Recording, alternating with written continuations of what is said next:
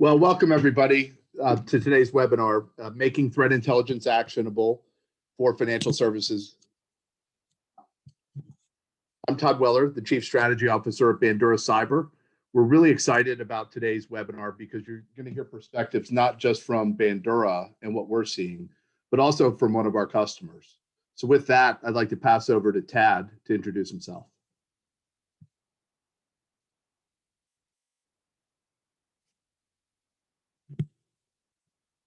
Tad, you're on mute.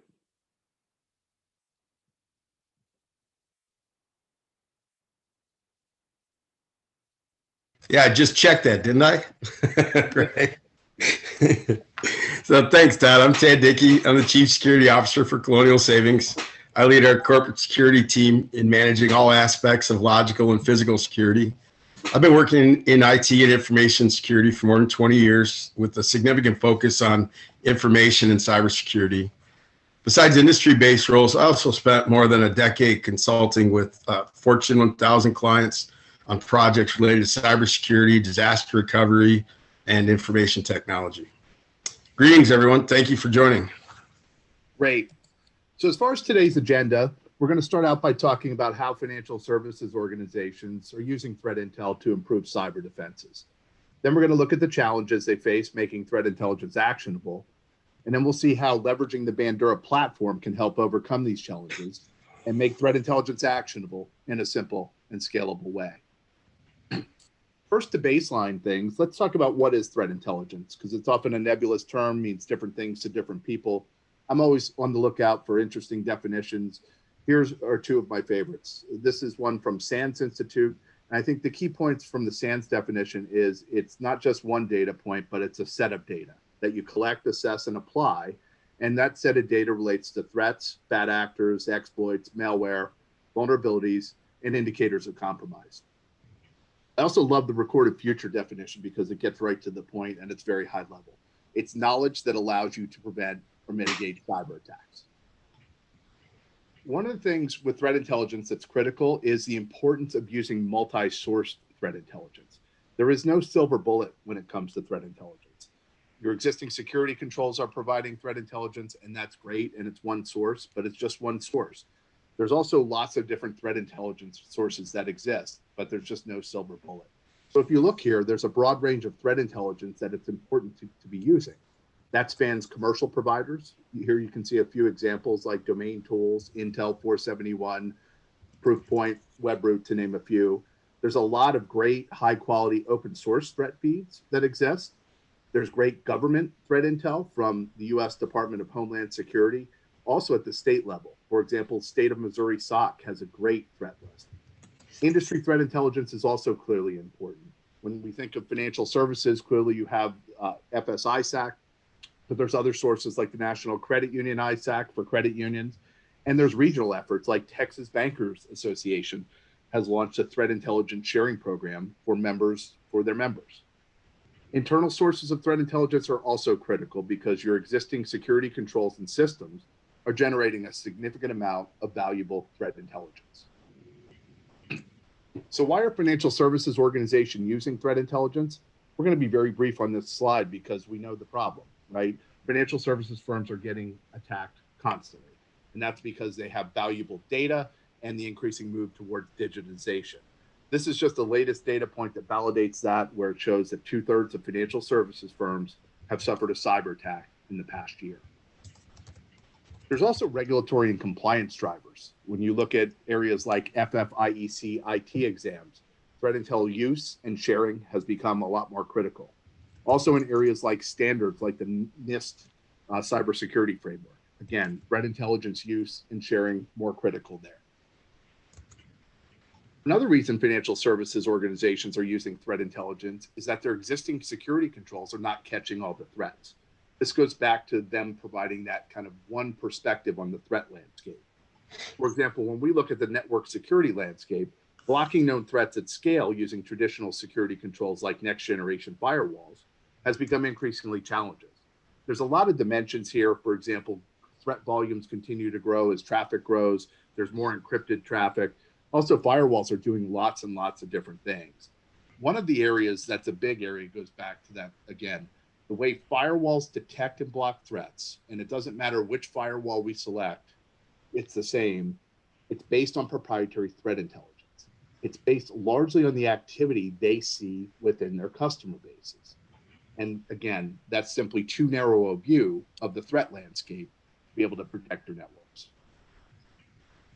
Finally, there's another important reason financial services organizations are using threat intelligence, and that's because there's real tangible benefits to doing so.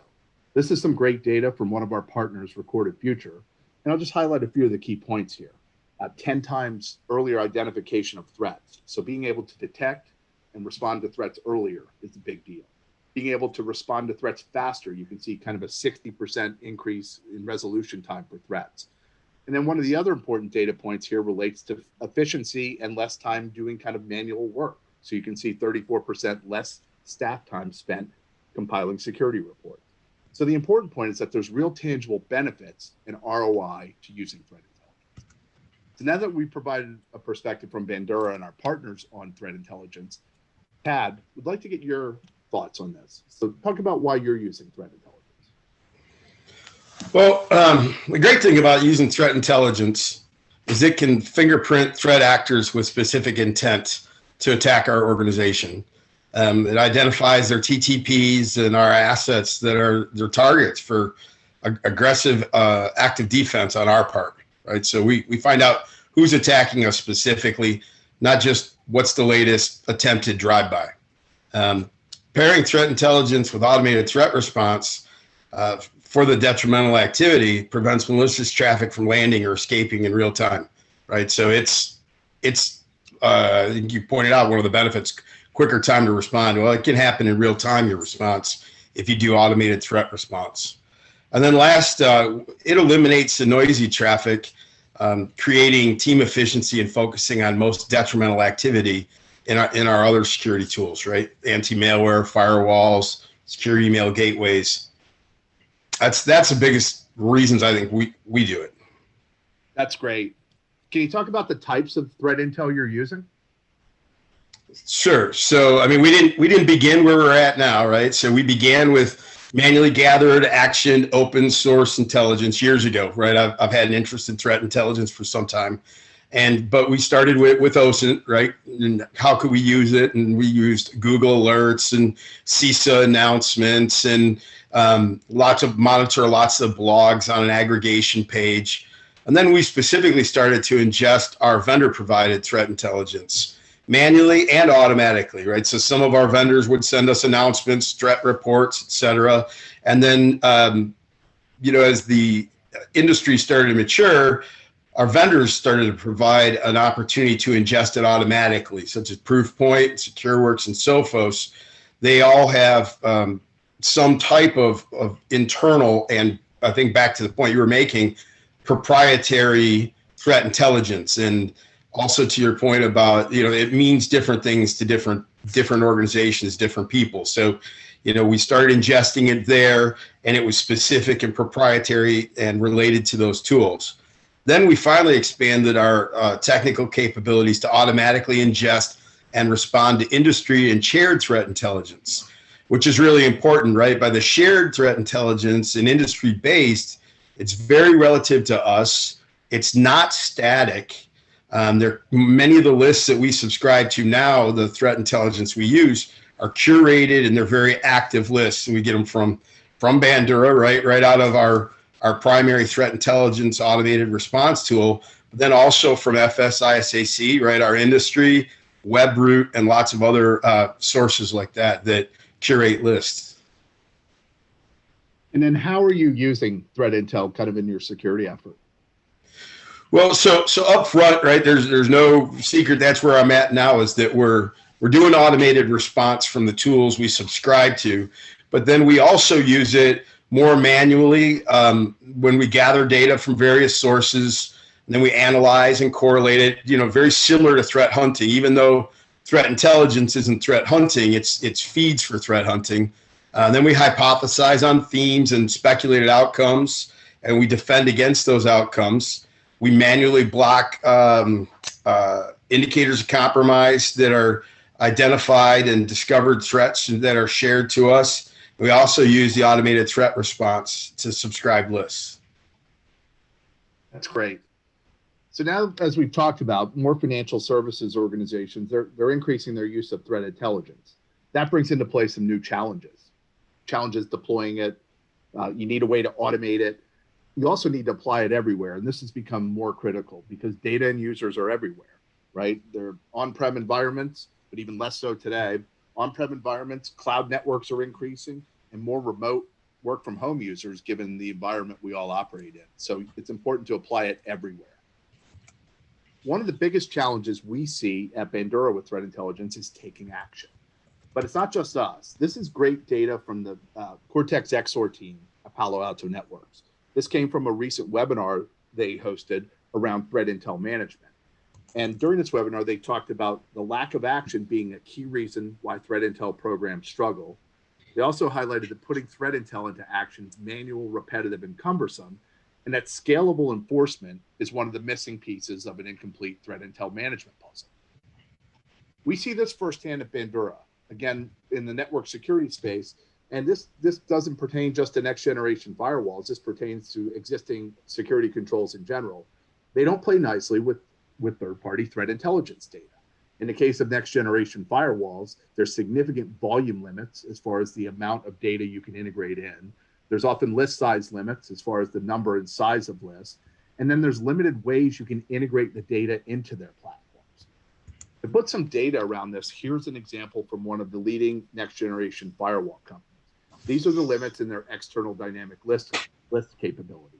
Here you can see on the IP side, you can have 50,000 to 150,000 in the external block list.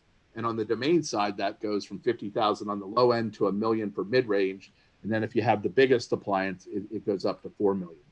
To put that in a context, on the bottom, you see two threat feed examples. One is an IP reputation feed that's over 4.5 million indicators. Another is a malicious domain block list, which is over 11 million indicators. It doesn't take much to hit the limits that you have to deal with firewalls. These limits lead to significant other issues. Increased time spent managing firewall block lists. There's also block list curation issues. For example, we see many organizations having to age off indicators more rapidly than they want to so that their block list can operate within the constraints of their firewalls. There's also never-ending cycles of identifying something bad, a malicious IP or domain, and getting it blocked. And shortly, Tad will talk about some of the process issues there are around kind of getting firewall changes done. And then you're not getting a full ROI in the threat intel data investments you've made because you're limited to taking action on what your firewall will let you. The dynamic nature of threat intel only worsens these problems. This is a great example of data from a partner of ours, ThreatStop, from a recent blog around how long does an IP address stay infected. Here you can see an example of an open source threat feed, and over 70% of the indicators were on the list for 7 days or less. So this threat intelligence, as Tad mentioned, is constantly changing. Indicators are coming on and off threat lists rapidly. If it's a scored indicator, scores are constantly changing. And if you kind of go back to kind of having to manually manage block lists and firewalls and deal with limitations as far as the volume, you find yourself constantly managing and having to maintain those lists to operate within those constraints. So now that we've talked about the threat intel action challenges from our perspective, Tad, would love to get your thoughts on the challenges you see. Sure. So, from the, if you think of like our path to using threat intelligence, right? One of the initial challenges we ran into was distilling the data into useful, actionable threat intelligence, right? And then, how are you going to action on that threat intelligence and, threat modeling and on blocks on the traffic, right? So that's the first challenge we ran into. And then we then accidentally, creating our own false positives, right? Getting too aggressive, then managing and remediating the false positives. So there's certainly, there's no silver lining to everything, and false positives is one of the challenges we've run into in being active in using threat intelligence. But I'll speak about false positives later. They're not nearly as detrimental as something that's landed And we certainly don't have that many false positives on a regular basis. However, we keep our threat intelligence response layer separate. And I think it should be. It should be separate from firewalling. Firewalls are designed for stateful traffic inspection. They're not designed for the same volumetric malicious packet dropping that like the threat blocker we use is, right? It can handle these high volumes of traffic. We just want to completely ditch and shun that traffic. Also, firewall changes where I'm at now and most places I've been previously, firewall changes are governed by change management. That doesn't provide for rapid response. We're under attack. We've got different things, or we've detected a volume of malicious traffic we want to ditch. You can't go around making firewall changes as emergency changes as a regular practice, in my opinion. And then the complexity of firewall ACLs, it's been built in many organizations, again, that I've been or seen or worked with. The firewall ACLs have been built carefully over time for business enablement. And I don't believe the complexity of those ACLs should be increased by using firewall layers, whether it's your internal, external, how many tier DMZ you have. I don't think you should increase the complexity of your firewall ACLs by using your firewalls for rapid response to your threat intelligence and your decisions from reviewing and categorizing your threat intelligence feats. Great. Now we're going to pivot and take a look at the Bandura Cyber platform. We'll show you kind of how you can leverage our platform to help solve these problems. So at Bandura, we block known bad traffic at scale with zero latency. Our SaaS platform is the simplest and most effective way to deploy threat intelligence at scale. Our platform is smart, which means we use lots and lots of third-party threat intelligence. It's simple in terms of deployment and managing. It's scalable, and it's our ability to block up to 150 million third-party IP and domain indicators. That far exceeds what any next-generation firewall can do. And we're everywhere, on-prem, cloud, and able to protect remote work-from-home users. This provides a high-level overview of how our platform works. It all starts with the threat intelligence data that we aggregate and integrate into the platform using our cloud layer.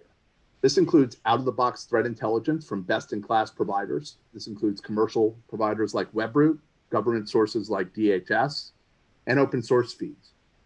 For industry threat intelligence like FSISAC, our customers that are members of FSISAC, we make it easy to integrate threat intelligence from the ISAC into the platform. You can also see that we have out-of-the-box integrations with leading threat intelligence providers and platforms. And we also have connectors that allow you to easily get threat intel into the platform, whether it's a list of indicators on a text file on a web server or using industry standards like STIX and TAXII. We also have a lot of premium threat intel add-ons, and we'll be expanding that significantly over the coming months as we look to launch a threat intelligence data marketplace. Users interface with our platform through our cloud-based management portal. There they select which threat sources they're going to use, and they put in place their policies. Our cloud-based service sends policies and the threat intelligence data and indicators down to our threat blockers. Our threat blocker sits in line and inspects inbound and outbound network traffic and makes an allow or deny decision based on threat intelligence, as well as by GeoIP or country, and autonomous system number or ASN. You can see there's 3 threat blockers. On the top, that's threat blocker is for on-prem environments. That's where our software is delivered on a commercial off-the-shelf appliance. Threat blocker cloud protects networks in public cloud environments. Currently, we're available on the AWS marketplace. We'll soon be launching Azure and in the future Google Cloud Platform. And Threat Blocker Anywhere is a cloud-based as a service model that's targeted at remote and work from home users that are coming from networks you don't control or it doesn't make sense to put an appliance. Our threat blockers generate a significant amount of high quality data. They're logging everything that they're looking at, inspecting, allowing, and denying. We send a lot of this high-level metadata up to our cloud-based management portal to give you a high-level view of what's going on. And then we give you robust syslog export capabilities so that you can easily export logs to the SIEM or log analytics solution of your choice. So with that said, I'm going to give you a quick overview of the platform. Tad, just for a sanity check, can you see the demo? I can. Great. But can I make one suggestion, Todd? Sure. See where you have it set to last 30 minutes? I'd change that to a bigger period so you see more detail on here. If you care to, right? But I'd do it bigger. Sure. So I changed it to last week. So what you're seeing here is the Bandura cloud-based management portal. So I'm in the dashboard. This is giving you a high-level view of what's going on. You can see connections allowed or denied. You can see in the last week over 600,000 connections blocked, about 225,000 connections allowed. You can see why they're being denied or allowed. Here, country, denied lists, which are blocked lists, and IP reputation. IP reputation is categorized and scored IP indicators across 19 different categories. Here you can see the categories, and here you can see what we've been blocking. A lot of proxy VPN traffic, Tor anonymizer, spam, drop sites, and others. Todd, I don't want to throw you off, but I'm just going to interject really quick, just so everybody knows this is a demo environment. If we were looking at ours, we'd be seeing 20 plus million, and every category and denied would be populated. So I'm sorry to interrupt you, man, but I think it's really important to note, right? Yep, absolutely. And this is a lab environment, so it's live traffic, but it's not, an organizational network like yours. Yeah. Sorry. No, it's great. You can also see what we're allowing and denying by country, as well as by autonomous system number. So again, the goal here is to give you a high-level view of what's going on in your security posture. I always like to say that this is the end game. This is where us making threat intelligence actionable. So let's talk about how we get here. It goes back to the threat intelligence data we're bringing into the platform. That comes in the form of three list types: threat lists, denied lists, and allowed lists.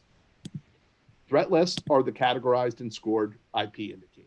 This is where feeds like Webroot and Proofpoint Emerging Threats IP reputation feed come in. You can see the Webroot feed has over 4.5 million indicators. I can click into Webroot and get a quick view of which indicators are being added to their threat feed most recently. You can see the category and you can see the score. Scores are 0 to 100. The higher the score, the higher the probability it's malicious. You can click on the indicator to get a quick look at some context. What country is it associated with? What's the ASN? Is it on a denied list, threat list, or both? And the history related to that. Denied lists, which we have for both IP and domain, are block lists. Here you're going to get a look at some of the out-of-the-box threat intelligence we're providing from open source feeds like blocklist.de, Brute Force Blocker, the SIN's Army list. You can also see the DHS list that we provide. As I mentioned, we're providing a lot of out-of-the-box threat intelligence, but we also want to make it easy for you to integrate your own threat intelligence. So you can easily come in and create your own manual IP denied list. And you can see the plugins we have to create automated lists. For example, if you're a member of FSISAC, simply come in, select our FSISAC plugin, select your collection name your list, select the interval you want to pull. In this case, most customers do once an hour from FSISAC, and you would input your username and credentials. And you'd press create, and you'd have an automated list populating within minutes. You could also see some of our other plugins, like our basic IPv4, which I mentioned, for single line IPs stored in a text file on a web server, to other ISACs, to the integrations we have with threat intel providers like Insights, Recorded Future, Threat Connect, and others. So goal here is to make it very easy for you to integrate threat intelligence in real time from any source. In addition to IP on the denied list side, we also have domain denied lists. Here you can see an example of the domain tools list. This is a list of domains that they risk scored 99 out of 100, and that's over 11 million domains on that list. One interesting list to point out is the SolarWinds compromised domains, and this was also on the IP denied list as well.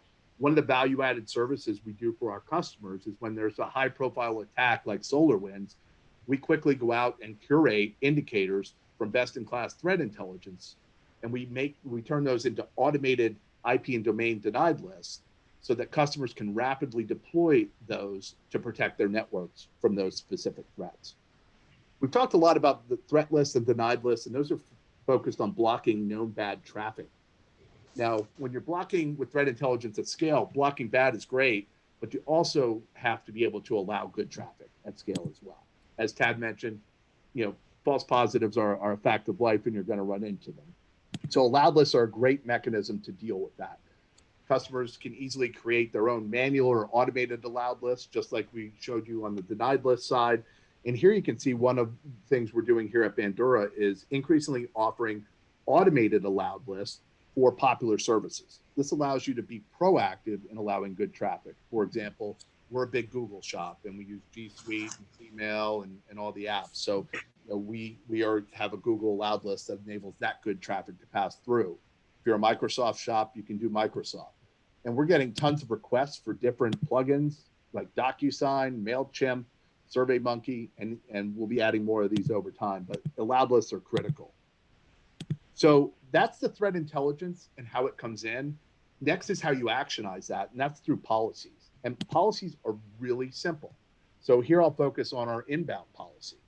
And first I'll show you risk thresholds. Risk thresholds go back to the threat list and those categorized and scored IPs. Very simple policy management. The categories are either enabled or they're not, and you set a blocking threshold. Our best practice is 90 and higher. So this means at this setting, an IP that's categorized as command and control that's scored 90 or higher is going to be blocked. It's easy to adjust these thresholds to meet your needs, so you can reduce them and get more aggressive on blocking, or increase them and get more conservative. So risk thresholds are really easy.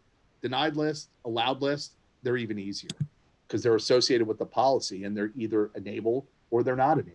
And it's really simply clicking to enable or not have them not enabled. And then, as I mentioned earlier, we also have the ability to do geo-IP blocking through a real simple, intuitive map that you could click, or you could type in a country name over here. So the policy management is really, really simple and easy. The last thing I want to show you are the logs. As I mentioned, we're logging all the information going through the threat blocker. There's lots of great data here that's going to allow you to kind of detect threats, investigate, help to respond. Tad talked, and he'll talk more about how he's doing proactive threat hunting with this. So you see a lot of great information in our logs.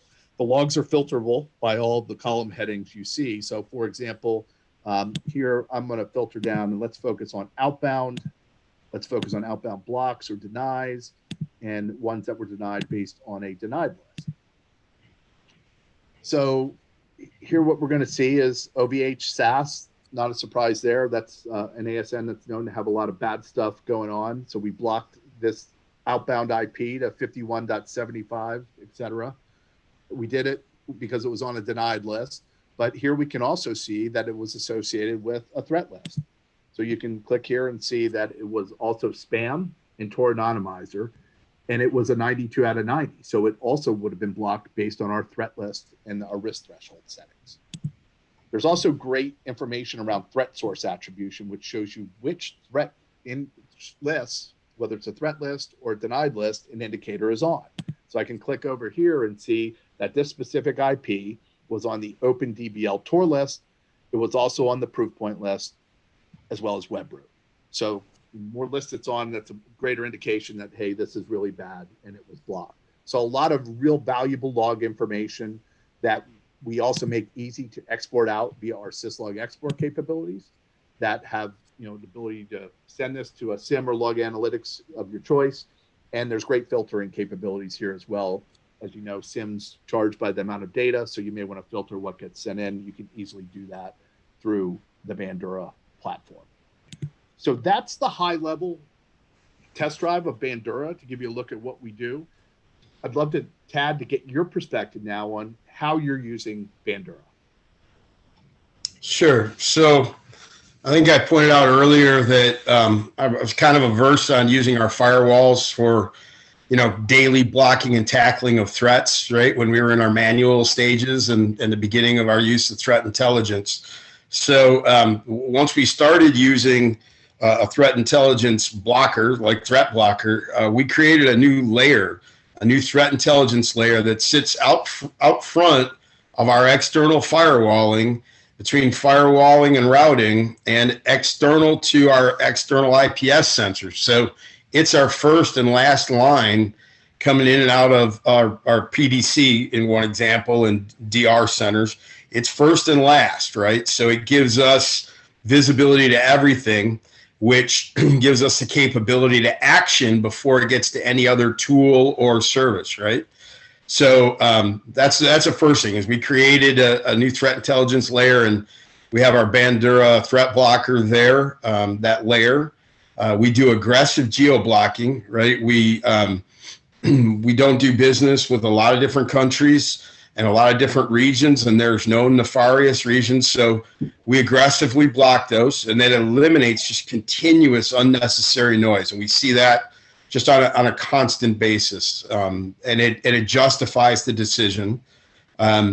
We also use vendor lists of proprietary block lists and allow lists and quick response lists. So, Todd, you pointed out the SolarWinds list that you curated. We were on it. We jumped right on that one same day you released the list, and so that we knew we were minimizing the impact to us if any of our third parties were impacted by SolarWinds, and there were IOCs released. And so we subscribed to that quick response list nearly immediately, as well as the when the U.S. Healthcare ransomware announcements were made, you guys curated a list quickly on that, very quickly, like same day. We jumped on that immediately, so it gives us quick response that way. Then we've also developed our own threat takedown procedures for lookalike domains and domain abuse type of activities.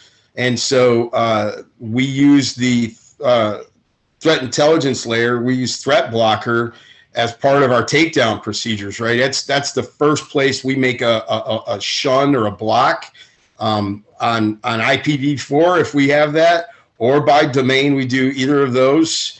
And then lastly, we do active defense to announcements, published IOCs, and as well as things we've discovered on our own. You've talked a lot about kind of automated threat response and then threat hunting. So could you dig a little deeper there and maybe talk about kind of how you started with Bandura and you grew into kind of, doing the automated threat response, and then talk about the threat hunting?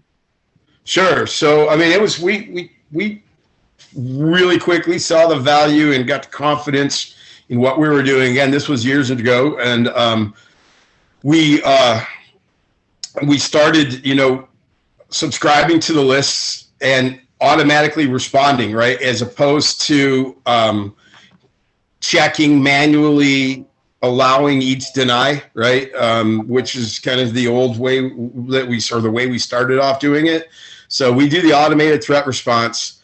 We grew comfortable with it quickly. Its effectiveness, its low rate of false positives, and it's blocking in real time, right?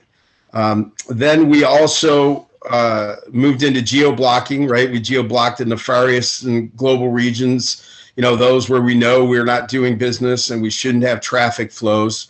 And then we use Threat Blocker as a platform for threat hunting at scale, right? So, this doesn't quite make sense maybe up front, right? But it's not we don't use it for internal east-west threat hunting, right? It's the efficiency and the decrease in noise we've experienced by having this automated threat response and this threat intelligence layer.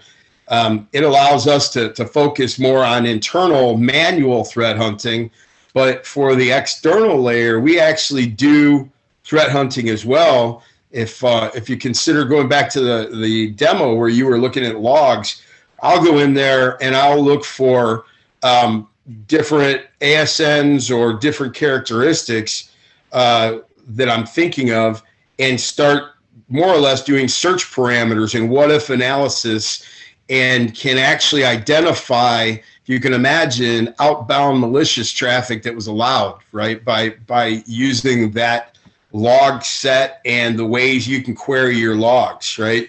Again, outbound allowed it can be eye-opening sometimes, when you're really dig in and get it, it's just your imagination on what you could come up with, what scenarios, and then you start to see traffic flows, and you're like, wait, what's this? And so it gives you an opportunity to threat hunt on a larger scale and secure things. We also use it to monitor and shun attempted DDoS activity. And finally, we shape internet traffic, right? So we see a lot of ad delivery and content delivery networks. We can action on that as well. So we do use it to shape our internet traffic. That's great. And then can you talk about the benefits at a high level? Sure. So it's when I say it's effective, I mean very effective at risk reduction right up front. We're blocking millions of malicious packets a day. That's why I interrupted you. I'm like, wow, if you were looking at ours, you would just see an explosion of those categories of the traffic we've actioned on, right? Command and control, inbound, hopefully always inbound, right? Different types of risks that we're reducing in real time. Then also another benefit is as another layer in our program to protect against malware, ransomware, et cetera. By having that layer out there, first and last layer between us and the rest of the world, it will block command and control and ransomware traffic to geo-blocked regions, right? If it comes from a nefarious region, it may come in through, say, a domestic hop, but then may immediately try to exit and phone home to a geo-blocked region, or hosts that are already on denied threat lists, right? So it's a layer of protection for us for command and control, ransomware, right? Malware remediation, which it's kind of a tertiary benefit, but it's certainly real. And then it reduces noise, eliminates just volumes of junk traffic like I was talking about, allows us to focus more on internal threat hunting, more manual processes, looking for east-west, right? Which this is absolutely not, that's not the intention of this tool, but it decreases the noise in our other tools. It gives us greater clarity what's going on. And specifically, it's decreased our external IPS, right? If you think of how I described it, we have our threat intelligence layer right out behind routing. And then behind that, we then have our external sensors and firewalling.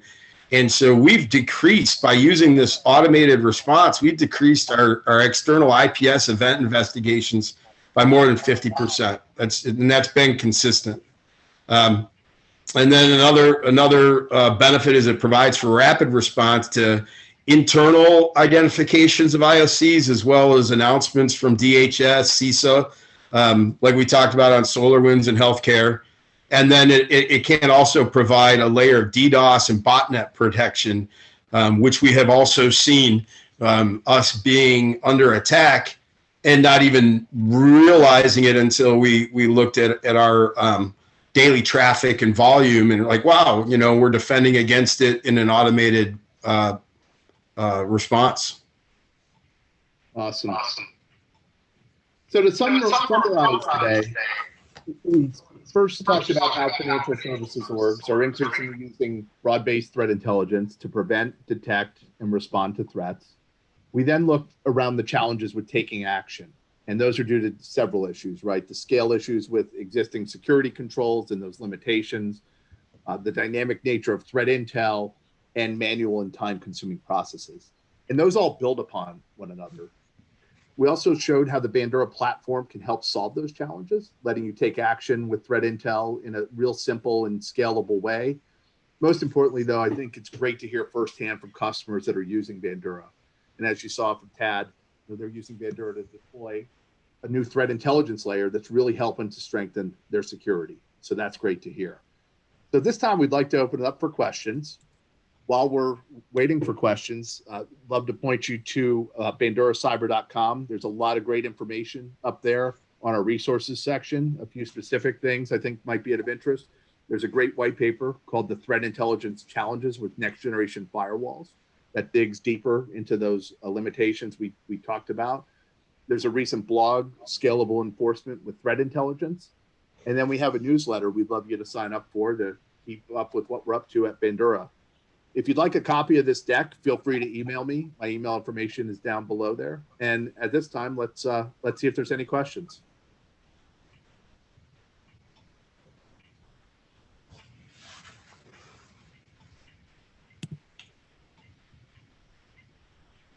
So our first question is, does Bandura support indicators beyond IP and domains like IPS signatures, URLs, and file hashes?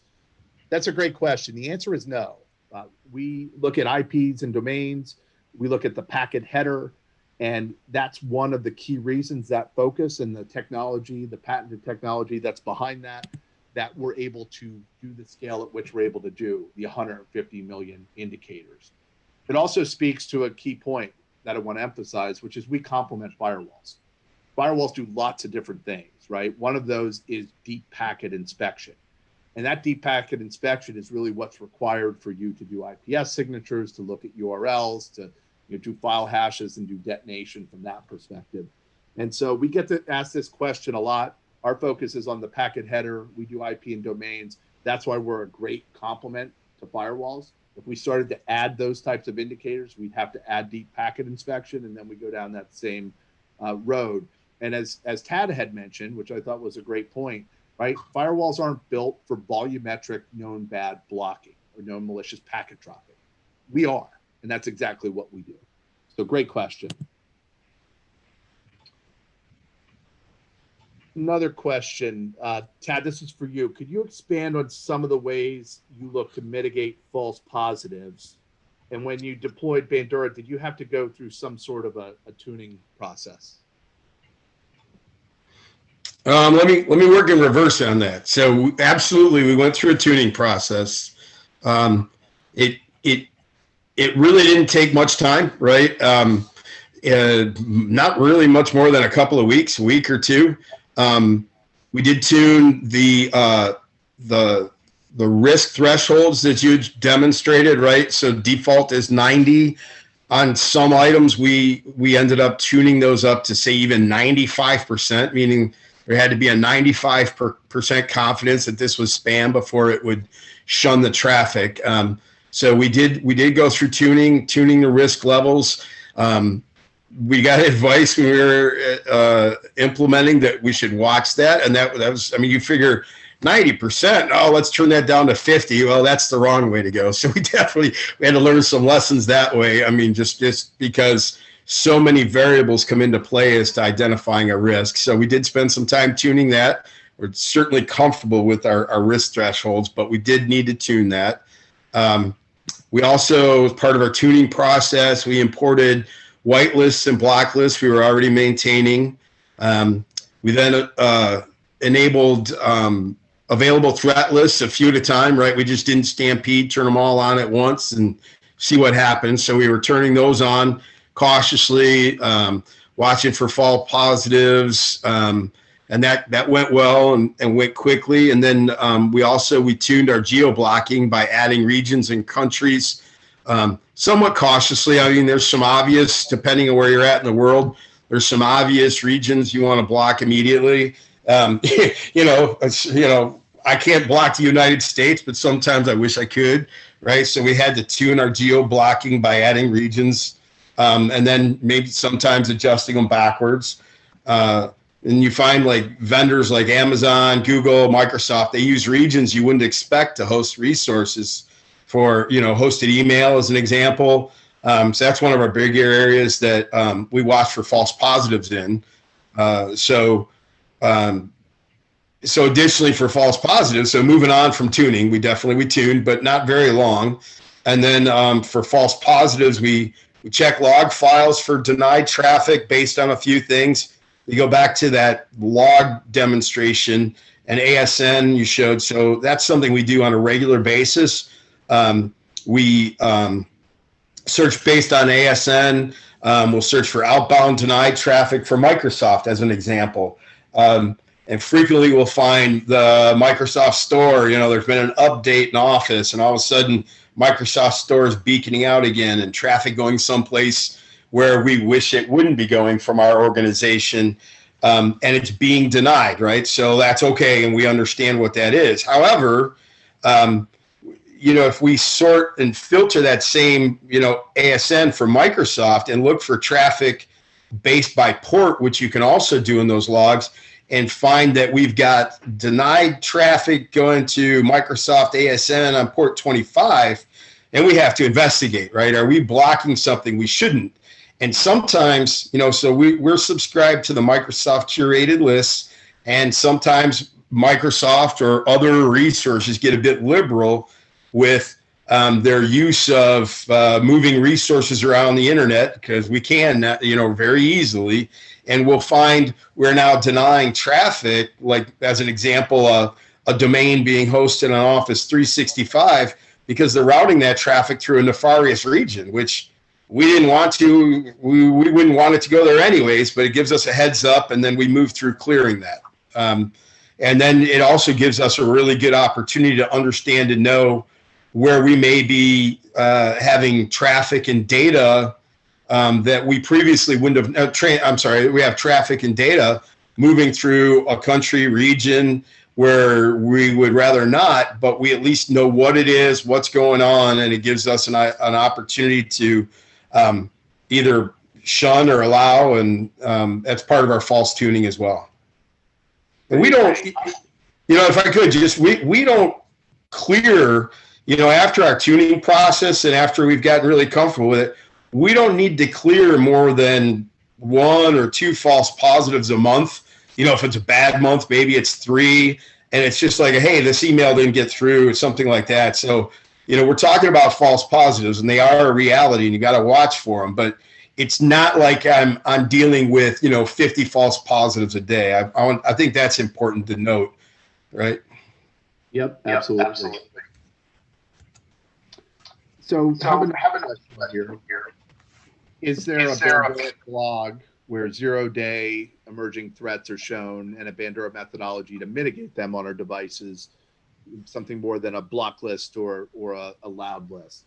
So I'll answer that in a few ways. So on the one hand, right, we're bringing together best-in-class threat intelligence from third-party providers, right? And one of the key values they provide is keeping up with those threats and making sure we're blocking the latest and the greatest. The second is certainly with some of these high-profile threats. I mentioned it. Tad talked about kind of SolarWinds and the healthcare when CISA came out with the ransomware. We're going out and curating that best-in-class intelligence, and then we're alerting customers to that. We'll do that in the blog. Another thing you'll see from us over time, though, if you go back to when we showed the logs and when we showed which threat lists or lists an indicator was on, in the future, we're going to be able to add more context through some of the partnerships we're doing. So imagine you see it's a threat list and it's from threat list provider XYZ, and you can click there and be taken to more context and say, this IP address is associated with this threat actor, with this type of malware family. And it's associated with these other IPs or these domains or these other indicators. So over time, you'll see us add more of that ability to get more context versus just kind of allowing and denying. We have another question. How do I integrate threat intel from a system that Bandura doesn't have a current integration with? So there's a couple answers to that question. So first is we're always expanding our integrations. And so, talk to us, let us know. Chances are it's something we're thinking about and could look to do. But for example, this year we have SOAR on our plate. We'll be looking at some endpoint integrations. As I mentioned, we have lots of threat intelligence data. So it's really easy for us to support that. I'll give you 2 kind of quick examples. We recently had a Texas-based financial institution come to us and say, hey, I want to pull in threat intelligence from the Texas Bankers Association. So we quickly got on that, got in touch with TBA, learned that they're using TrueStar for their threat intelligence platform. And so we're about ready to wrap that up, and we'll not only be able to provide Texas Bankers Association threat intelligence to their members that are our customers, but we'll also now integrate with TrueStar. Also recently had a customer that wanted us to integrate with VMware Carbon Black on the endpoint. So we quickly turned and are in conversations with VMware Carbon Black around doing that integration. So we continue to expand our integrations. The other thing I would mention is that everything you saw today with respect to the Bandura platform is API driven. And so you can have access to APIs through our kind of enterprise subscription and create your own integrations if you want. We have lots of sophisticated customers doing that. For example, an MSSP that's looking to enable an automated block from Jira to other types. So API is another way to easily kind of take automated action and integrate with other systems. Great question. So it looks like that's it. So we appreciate everybody taking the time today. We hope you found it valuable. Again, please visit banduracyber.com to check out some cool resources and get more information. If you want a copy of the deck, email todd.weller@banduracyber.com, or you can email sales@banduracyber.com. But thank you all for participating, and have a great rest of the day. And thanks a bunch to Tad Dickey for participating today. Tad, we really appreciate it. Sure. Thanks. Thanks for having me. Glad to be part of it. Have a great day, everybody. Sure.